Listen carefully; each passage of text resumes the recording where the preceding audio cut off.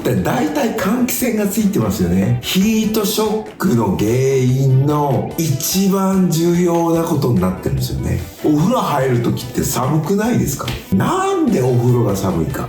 換気扇なんですよ。